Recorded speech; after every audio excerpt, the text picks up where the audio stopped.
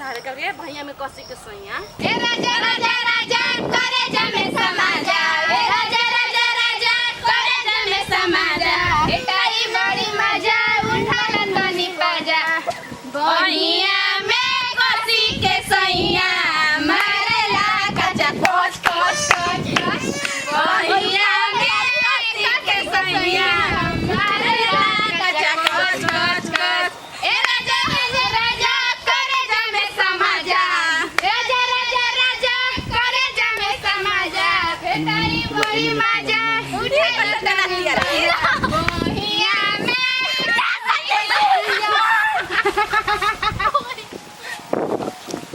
आई हो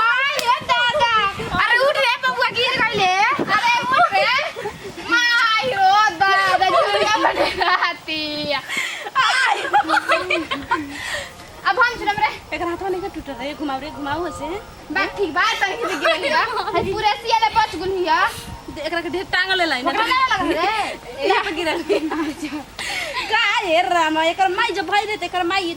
कॉल ऊपर ना फेंकल ना है हां चल सना हम सुनते कहां जिरू के कैसन हरी रे हां यार हम इतनी पर फेंकला पूरा तक डरा जाती है गाना वो हमने के भूलवा दे हमने के पेड़ के पता ही मां नहीं जो गाना गावत रही जा चलो सनम से चल गाओ हमरा के बेरी अब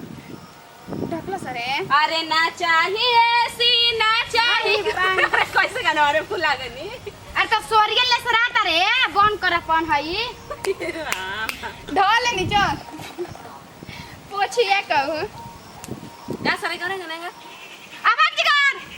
देखो लइको अपने से अपन लइकियो के गिराई गाओ पानी सबसे झकास हम अपना क्लास में आड़ी बड़ी ओए रे पानी सबसे झकास हम अपना क्लास में लइका करेला समारो बैठे खाती पास में केहू कहे अमर पाली केहू कहे जान तनी लूलिया बड़ा लगे ले जान चूल्हा बुलिया बड़ा लगे ले जान चूल्हा बुलिया गोरी साटी के टिकुलिया पढ़े जब जालू स्कूलिया गोरी साटी के टिकुलिया पढ़े जब जालू स्कूलिया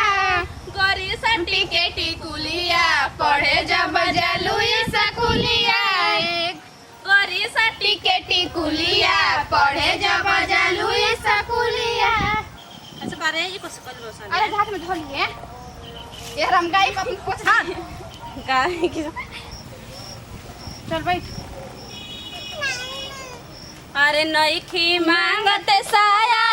साड़ी नईखी मांगत कंगना नईखी मांगत साया साड़ी नईखी मांगत कंगना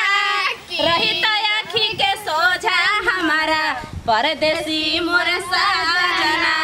रही त आँखी के सोझा हमारा परदेसी मोर साजना नईखी मांगत साया